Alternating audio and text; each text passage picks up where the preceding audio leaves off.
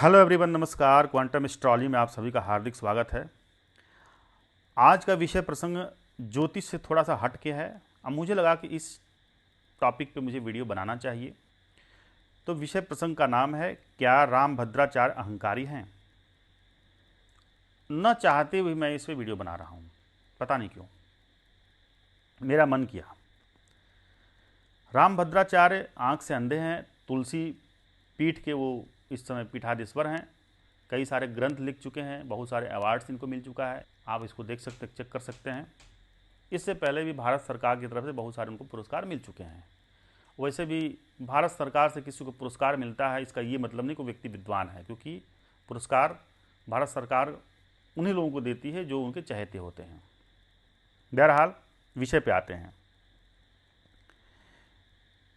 देखो, विषय प्रसंग ये है कि अभी एक मैं पॉडकास्ट देख रहा था। एक बहुत बड़े न्यूज़ चैनल के एंकर हैं दीपांकर मिश्रा।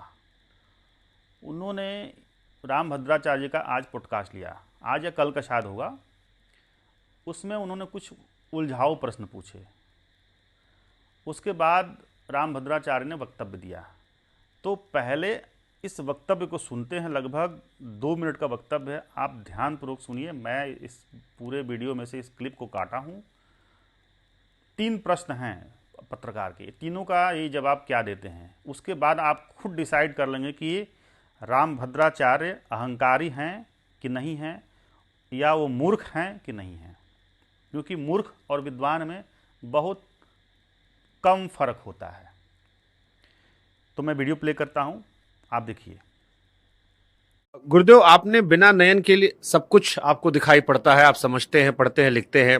आजकल सोशल मीडिया में कई लोग ऐसे हैं जो वृंदावन आते हैं और यही बातें प्रेमानंद जी के लिए भी कहते हैं कि चमत्कार है ये।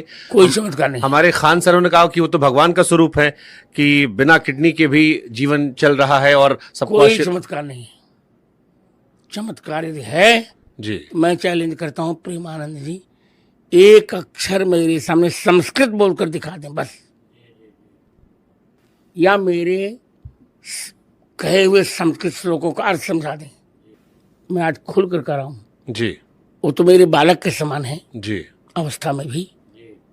शास्त्र जिसको आए वही चमत्कार है। किडनी ना उन पर डायलिसिस तो होता रहता है उनका, जी, डायलिसिस के पर वो जी रहे हैं, जीने दीजिए। Let him do which he wants.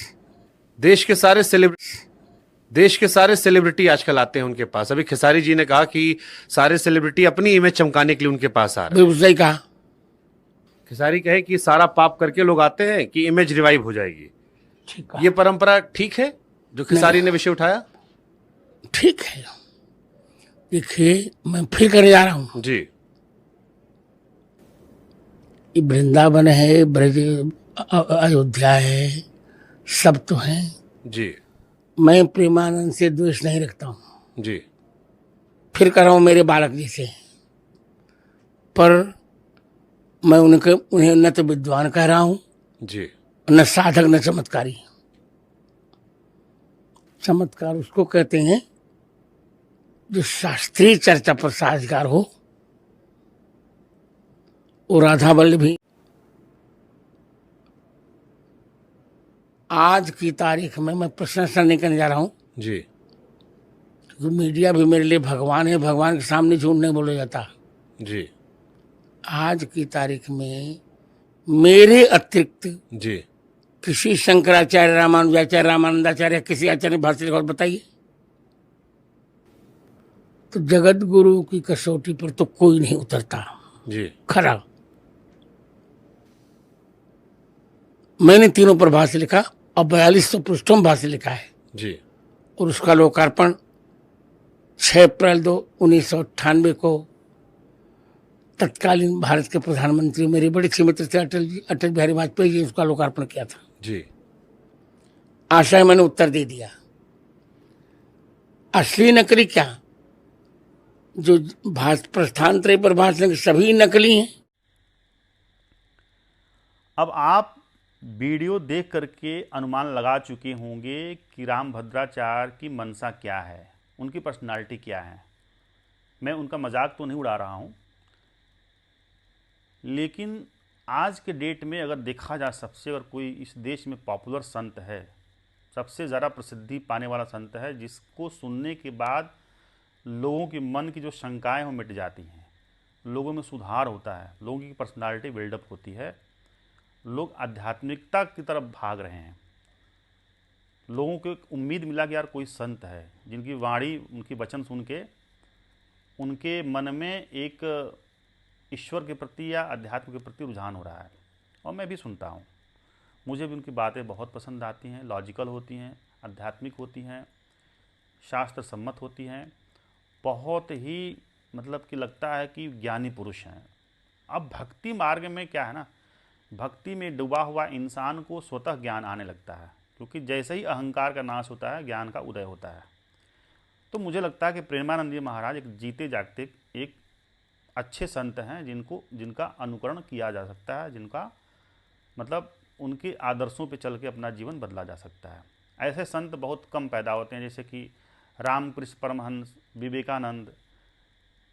ठीक है, अब आते हैं कि पत्रकार महोदय क्या पूछे हैं। और जगत मतलब अपने आप को तो ये जगत गुरु बोलते हैं, लेकिन मैं इनको जगत गुरु नहीं मानता हूँ। ये सेल्फ अपॉइंटेड जगत गुरु हैं, खुद को जगत गुरु बोलते हैं।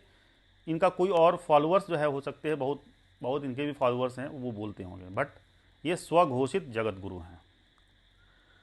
तो रामभद्राचार्य जी से सवाल क्या पूछा जा रहा है? 3 सवाल है, तीनों सवाल का मैं विश्लेषण करूंगा। तो पत्रकार महोदय जो है दीपांकर मिश्रा, इनसे ये पूछ रहे हैं कि गुरुदेव, आपका नयन नहीं है, आप देख नहीं सकते हैं, फिर भी आप पढ़ते हैं, लिखते हैं, ठीक है, बहुत सारे ग्रंथ लिख चुके हैं, किताबें लिख चुके हैं, परंतु इस समय प्रेमानंद जी महाराज काफ़ी चर्चा में हैं और काफ़ी लोकप्रिय हैं। आप इस चीज़ को कैसे देखते हैं? ठीक है, इनको एक खान सर हैं जो पढ़ाते हैं, टीचर हैं बिहार में, बोलते हैं कि इनकी दोनों किडनियां गायब हैं, दोनों किडनियां मतलब नहीं हैं, डायलिसिस पे चलते हैं। वो ये साक्षात आज के समय में भगवान है, ऐसा पत्रकार ने कहा। इसका इन्होंने जवाब क्या दिया तपाक से कि मैं नहीं मानता हूँ, प्रेमानंद जी महाराज मेरे से सिर्फ एक लाइन में एक किसी संस्कृत श्लोक में बात कर दें, या कोई मुझे एक संस्कृत का श्लोक, मेरे जो कहे हुए शब्द संस्कृत में है उसका अर्थ बता दें, या मुझसे एक लाइन संस्कृत में बात कर लें, तो मैं मान लूँगा कि चमत्कार है। प्रश्न क्या पूछा जा रहा है पत्रकार द्वारा?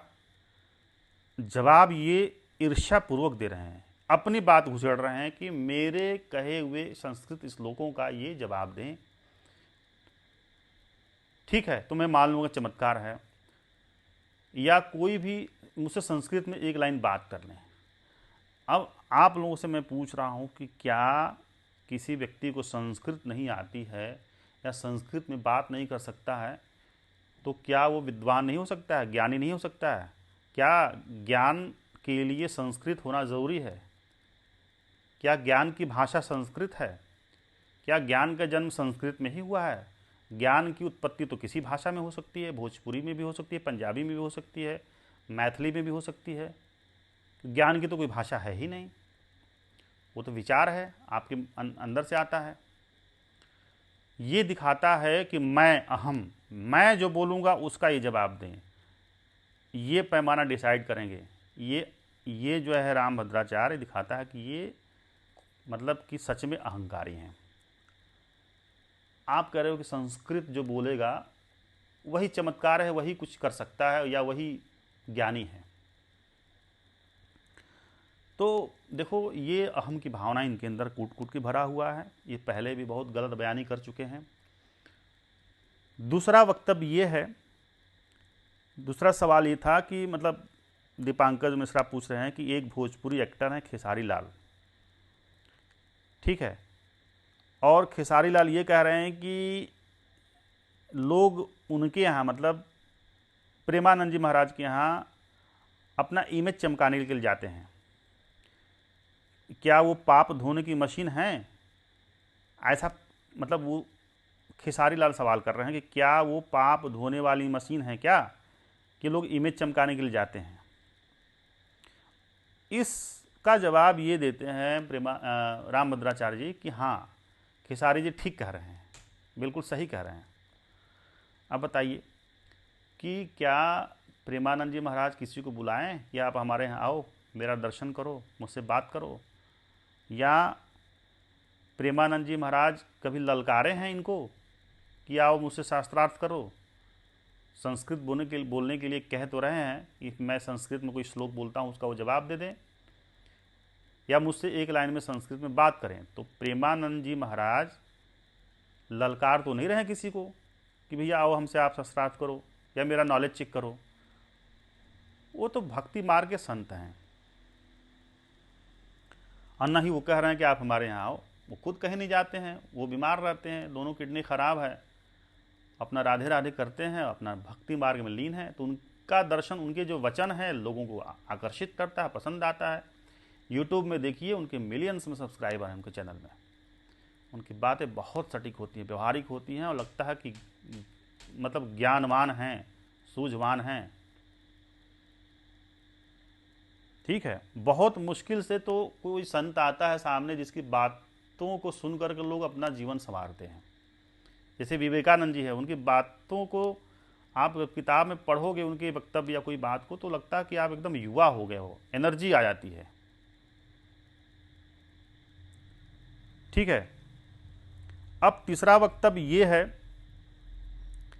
मतलब अपने से खुद से कह रहे हैं कि आज की तारीख में, मतलब मैं अपनी प्रशंसा खुद कर रहे हैं रामभद्राचार्य कि आज की तारीख में मैं अपनी प्रशंसा तो नहीं करने जा रहा हूँ, ये भी बात बोल रहे हैं। प्रशंसा कर भी रहे हैं और ये भी कह रहे हैं कि अपनी प्रशंसा तो नहीं करने जा रहा हूँ। ठीक है, मीडिया मेरे लिए भगवान है। अब देखो यहाँ चापलूसी आ गई, मीडिया मेरे लिए भगवान है। अब बताइए, मीडिया को लोग पत्तलकार बोलते हैं, मीडिया के सामने झूठ नहीं बोला जाता, भगवान के सामने झूठ नहीं बोला जाता, मीडिया को भगवान बना दिए। आज की तारीख में ऐसा बोल रहे हैं रामभद्राचार्य, आज की तारीख में मेरे अतिरिक्त किसी भी शंकराचार्य, रामानंदाचार्य, वल्लभाचार्य, मेरे अतिरिक्त कोई भी जगत गुरु के कसौटी पर नहीं उतरता। अब देखो ये कितना बड़ा अहंकार, ऐसा कैसे इनको अनुभव हुआ कि मेरे अलावा कोई भी ज्ञानवान नहीं है, जगत गुरु शंकराचार्य के कसौटी पर कोई नहीं उतरता? ये कैसे इनको मालूम चला? क्या किसी से इन्होंने शास्त्रार्थ किया? आदि गुरु शंकराचार्य ने 72 मतों को हरा करके सनातन की पुनर्स्थापना की, तब कहा जाता है कि यार वो मतलब उनके अंदर ज्ञान था। इन्होंने कितने लोगों को हराया है? इनको तो कई बार शास्त्रार्थ के लिए चुनौती दिया गया, बट ये खुद ही भाग खड़े होते हैं। तो आँख के अंधे हैं, मैं इनका मजाक नहीं उड़ाना चाहता हूँ, बट इनके अंदर अहंकार है। कहते हैं कि जगत गुरु के कसौटी पर कोई नहीं उतरा है मेरे अलावा। यहाँ तक कि आदि गुरु शंकराचार्य को भी इन्होंने डिनाउंस किया, उनकी भी आलोचना की कि उन्होंने बहुत बड़ी गलती किया, अपने किसी ग्रंथ में ऐसा उनको नहीं लिखना चाहिए। और फिर उन्होंने कहा कि केरल में उनका जन्म हुआ, परंतु केरल आज 90% केरल जो है क्रिश्चियनों से भरा हुआ है। ठीक है, 90% लोगों का ईसाईकरण हो गया है। ऐसे संत का क्या फ़ायदा कि जहाँ जन्म ले वहाँ पे क्रिश्चियन पैदा हो जाए? भाई वो कालखंड अलग था, आज कालखंड अलग है, समय अलग है। आप कोई व्यक्ति कोई क्रिश्चियन बन गया और वहाँ का कोई संत इसलिए थोड़ी दोषी हो जाएगा कि वो जो है अपना धर्म के प्रचार वहाँ नहीं कर पाया। आदि गुरु शंकराचार्य केरल के जरूर थे, बट पूरे भारतवर्ष के वो संत थे, भारतवर्ष के वो आध्यात्मिक गुरु थे। ठीक है, उनका प्रभाव दक्षिण से ज़्यादा उत्तर में पड़ा। तो ये आदि गुरु शंकराचार्य को भी ये इन्होंने लपेट दिया और अपनी तारीफ करे कि जो व्यक्ति 3 चीज़ों पे भाष्य लिखे वही जो है जगत गुरु कहलाने लायक है। कौन कौन सा? तो 10 उपनिषद, श्रीमद् भागवत, गीता और ब्रह्मसूत्र। इन्होंने कहा कि मैं इस पे 2400 की 4600 पृष्ठ का मैंने भाष्य लिखा है और 1998 में तत्कालिक प्रधानमंत्री अटल बिहारी वाजपेयी से लोकार्पण करवाया। मतलब वो हमारे अच्छे मित्र थे। इनके वाजपेयी भी अच्छे मित्र थे और ये मोदी जी को भी अच्छे मित्र मानते हैं। इनके पूरे दुनिया में सब लोग मित्र बड़े बड़े। तो पूरा वक्तव्य सुनने के बाद आज के डेट में मैं, पता है, मैं बहुत आध्यात्मिक गुरुओं को सुना हूँ, बाद में वो पाखंडी साबित हुए। मैं कभी इस पे वीडियो बना दूंगा। बहुत लोगों को मैं शुरू में भक्त मानता हूँ कि अरे यार ये बहुत बड़े, मतलब मेरे लिए लाइफ में ये मतलब आध्यात्मिक गुरु हैं, बट बाद में वो पाखंडी साबित हो आते हैं। ऐसी परिस्थिति में मैं पुरी के शंकराचार्य स्वामी निश्चलानंद जी, उनको सुनता हूँ। निश्चलानंद जी के पास गजब का ज्ञान है, वेदों का ज्ञान है, उपनिषद का ज्ञान है, भाष्य लिखे हैं, किताब लिखे हैं। उनकी बातें लगता है कि खुद अपने आप में किताब है। उनको आप सुनिए, आप लोग भी सुनिए, देखिए कितनी ज़बरदस्त चीज़ बोलते हैं, एकदम शास्त्र सम्मत जवाब। उनके आगे तो ये कुछ भी नहीं है, ये तो सिर्फ राजनीतिक बात करते हैं। किसी एंगल से ये जगत गुरु शंकराचार्य नहीं है, ये अपने आप को घोषित करते हैं, सेल्फ अपॉइंटेड हैं। आप तो पुरी के शंकराचार्य को भी आपने बौना कर दिया। तो आप और तो छोड़ो, जगत मतलब सबसे बड़े शंकराचार्य जो आदि गुरु शंकराचार्य हैं, जिसको शंकर का अंशा अवतार कहा जाता है, वो पूरे भारत में भ्रमण किए, 72 मतों को हराए, सबको, जैन बौद्ध सबको हराए। वो सबकी फिलॉसफी जो है उनके आगे बौनी साबित हुई और सनातन धर्म का पुनः स्थापना किया उन्होंने। तो आप उनको भी आपने बौना साबित कर दिया। अरे साबित बोलने से थोड़ी होता है, आप शास्त्रार्थ करके साबित करो ना बौना, तब तो आपको भी सब मानेंगे। लेकिन नहीं, आपके तो सारे मित्र हैं, मोदी जी मित्र हैं, अटल बिहारी वाजपेयी मित्र हैं, इसी मित्रता में आपको ढेर सारे पुरस्कार मिल गए, और पुरस्कारों से ये साबित होता है कि आप सबसे बड़े विद्वान हैं। तो विद्वता की पहचान भाषा नहीं होती है, ज्ञान होता है। भाषा और ज्ञान में ज़मीन आसमान का फ़र्क होता है, ठीक है। ज्ञान की भाषा उसकी अंतरात्मा होती है, उसका मन होता है, उसकी मन से जो भी लहर उठती है वो ज्ञान है, ठीक है। चाहे वो संस्कृत हो, चाहे वो लहर भोजपुरी में उठे, चाहे वो लहर पंजाबी में, चाहे वो लहर मराठी में उठे, किसी भी भाषा में वो लहर, वह तरंगें उठ सकती हैं, ठीक है। लेकिन आप ये कहो कि नहीं संस्कृत ही परिचायक है विद्वता का, ज्ञान का, तो ये साबित होता है कि आप सबसे बड़े मूर्ख हैं। मेरी नज़र में रामभद्राचार्य मूर्ख हैं और अहंकारी हैं। इसी के साथ मैं अपनी वाणी का विराम देता हूँ। आप कमेंट सेक्शन में बताइए कि ये जो तीनों वक्तव्य हैं, क्या ये अहंकार का परिचायक है। तो आज के लिए इतना ही।